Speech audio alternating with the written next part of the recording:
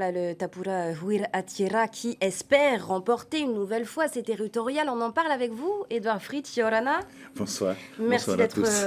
présent ce soir. Vous êtes tête de liste du parti, président du pays et candidat à votre propre succession. Avant d'aborder la campagne, votre bilan et votre programme, on l'a entendu au début de ce journal, certaines associations de jeunesse ne se sentiraient pas assez écoutées par le gouvernement. Le colistier de Ahere Yaporinetia qui rajoute, je cite, on a l'habitude de les voir octroyer des aides financières à leurs amis. Qu'est-ce que vous répondez ce soir? D'abord, ce que vous dites à la fin est complètement faux. C'est complètement Alors, faux. je cite le Oui, colistier de Ahere Yaporinetia. c'est faux. Je puis vous dire aujourd'hui que nous faisons beaucoup d'efforts pour notre jeunesse. Au gouvernement, deux ministres s'occupent de la jeunesse. Le ministre Naya Bennett, naturellement, à qui j'ai confié ce portefeuille important de la jeunesse. Mais aussi, il ne faut pas l'oublier, le ministère de l'Éducation avec Christelle Lehartel, qui accorde beaucoup de subventions, en particulier pour le secondaire, afin que la vie scolaire soit une vie que les enfants veuillent venir à l'école. C'est l'objectif, que l'école ne soit pas un repoussoir pour ces enfants. Et vous savez que, parler de jeunesse, nous avons mis en place pour aider, accompagner nos jeunes qui viennent des archipels, et on le fait de même dans les collèges, dans les archipels. Nous avons inventé, nous avons créé ce qu'on appelle les WE, donc les week-ends passés en internat, pour éviter que ces jeunes aillent dans la nature, qui nous coûte près de 450 millions aujourd'hui, où nous payons justement des associations pour que ces associations viennent entretenir ces enfants. Je dis bien entretenir parce qu'il faut parler de beaucoup de choses avec les enfants. Et certaines associations qui se plaignent aujourd'hui, bon, nous sommes dans une période politique. Si elles n'arrivent pas à avoir leurs subventions, je pense qu'il y a de vraies difficultés de constitution de dossiers, vraisemblablement, ou simplement par ignorance. Mais nous intervenons parce que la jeunesse est un sujet, et la jeunesse, elle commence effectivement pour nous dès le jeune âge à l'école et elle se termine à l'université. Alors, Edouard Fritsch, on va revenir sur la campagne, cette campagne des territoriales. On vous voit assez peu dans les médias, Edouard Fritsch, depuis le début de cette campagne. Pourtant, vous vous présentez à votre propre succession. Est-ce qu'on peut y voir une stratégie politique ou au contraire, vous pensez déjà partir gagnant finalement? Non, non, le terrain m'a beaucoup manqué. Nous avons eu 2 années d'emprisonnement, puisque nous ne pouvions plus tenir de réunions publiques, nous ne pouvions même plus sortir à certains moments. Et j'ai fait le choix, effectivement, de faire mieux connaître mes colistiers au travers des médias au grand public. Et moi-même, j'ai fait beaucoup de terrain, pratiquement depuis 2 mois. Tous les soirs, je suis en réunion publique. Comme ce soir, je vais à la Pirée après votre interview. Donc c'est un choix que j'ai fait. Mais ce choix n'est pas lié simplement à moi. Je voulais aussi que le grand public connaisse les candidats que nous mettons sur les listes.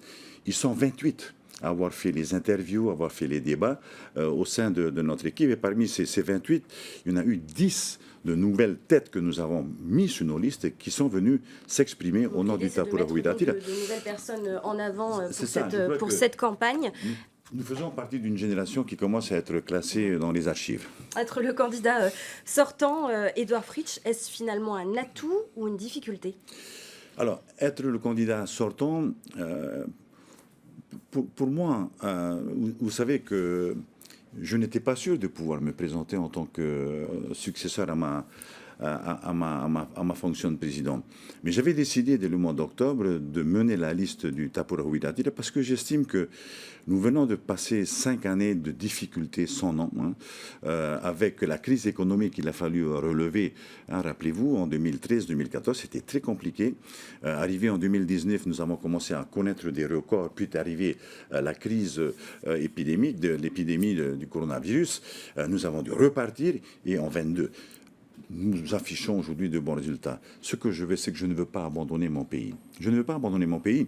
Et vous savez, je crois que j'ai à la vue des différents programmes qui sont présentés aujourd'hui à la population, je ne vois pas vraiment ce qui peut être apporté de plus pour aider notre pays à sortir de l'ornière. Parce que nous ne sommes pas complètement sortis, même si les feux sont au vert.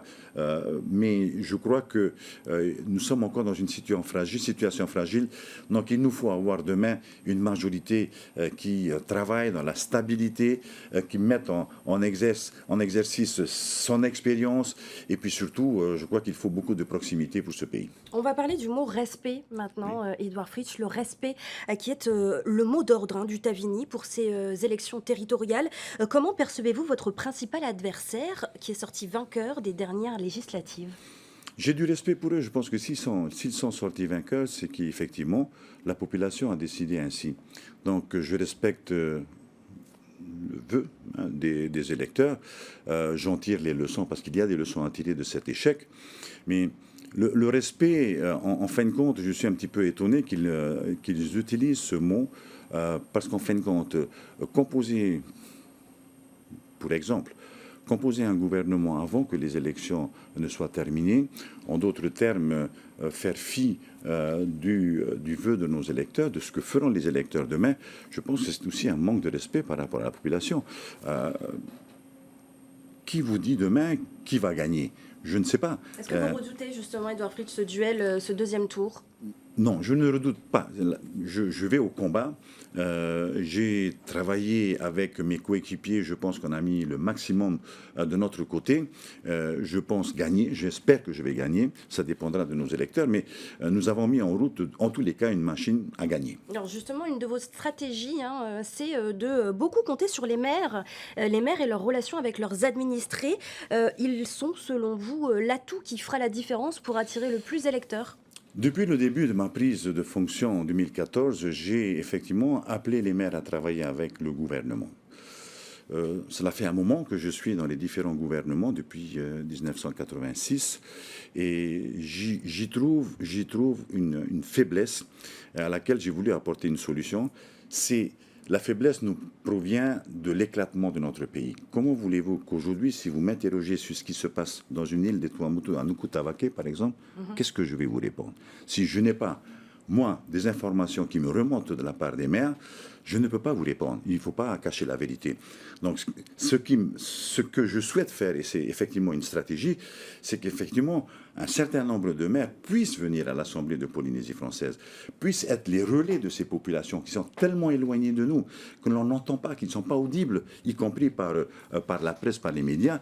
Donc, mon espoir, c'est qu'effectivement, ce changement qui sera apporté à l'Assemblée de Polynésie française ira vers une meilleure connaissance de nos îles, de nos populations. Et c'est la raison pour laquelle j'ai pris les maires socialistes, parce que je crois qu'ils ont toute leur place au sein de cette Assemblée. Alors, Édouard Fritsch, on va parler d'une mesure très décriée, la TVA sociale, depuis que vous l'avez mise en place. La majorité des partis en lice pour ces élections désirent tout simplement sa suppression. Une mesure, par ailleurs, décriée également par les économistes. Est-ce que vous la maintiendriez et pour combien de temps? Comme vous l'avez dit, ce 1%, cette taxe pour la CPS est indispensable aujourd'hui. Je vous renvoie aux déclarations du président du conseil d'administration de la CPS au mois de septembre ou octobre dernier, où effectivement ils avouaient que s'il n'y avait pas cette taxe CPS, on ne paierait plus les allocations familiales, ni les allocations vieillesse, ni les allocations pour adultes, pour handicapés. Lorsque j'ai pris cette décision au mois de décembre 2021, je savais le risque que je prenais. J'ai mesuré, ça fait un moment que je suis en politique, et je sais très bien que l'année des élections, il ne faut surtout pas créer de taxes. Mais comment faire? Lorsqu'on sait en début d'année, au mois de septembre, octobre, on ne pourra plus payer les allocations à ces personnes du RSPF, du régime de solidarité, qui n'ont pas d'autres revenus, que ces minima sociaux, je pense qu'on ne peut pas les abandonner. L'idée était aussi qu'on retrouve du pouvoir d'achat. Bien sûr, qu'ils retrouvent du pouvoir d'achat et puis surtout de prévoir, comme on l'a fait, de pouvoir augmenter ces minima sociaux parce que le coût de la vie augmentant, il augmente pour tout le monde. Justement, le coût de la vie, Édouard Fritsch, tout le monde le subit. Oui, tout le monde le subit, mais je vous demande de vous référer au taux d'inflation ici en Polynésie française, qui n'est pas pire qu'ailleurs. Et nous avons Donc, ce ne sera pas une de vos priorités en cas de victoire? Si, bien sûr que c'est la priorité, parce que c'est ce qui ressort de toutes nos réunions publiques. le coût de la vie. Mais nous avons beaucoup fait.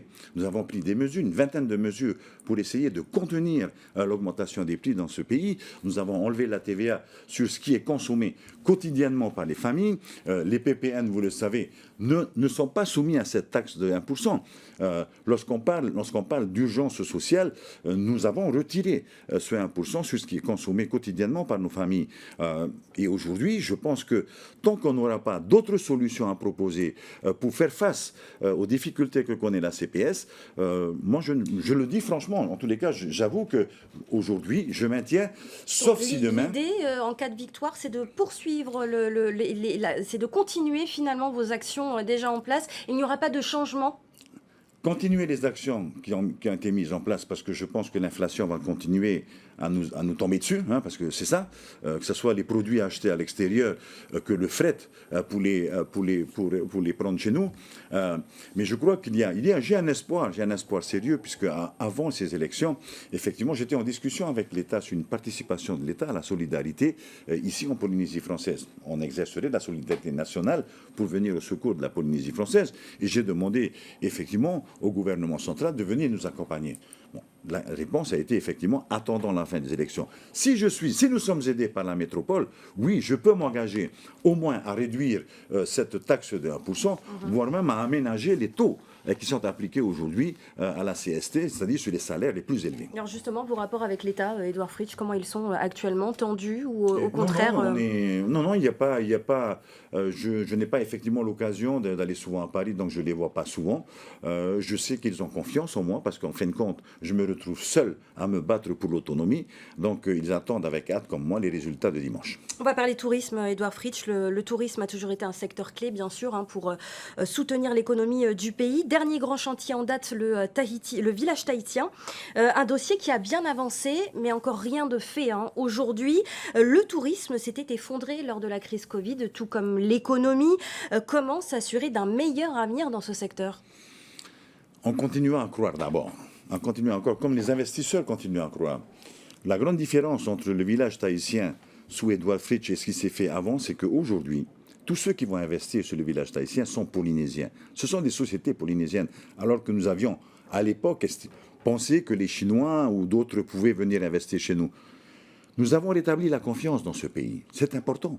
Nous avons rétabli la confiance. Les chefs d'entreprise, les entrepreneurs de ce pays ont confiance dans le Tapurahu Ilatira, parce que nous avons eu une gestion saine des deniers publics.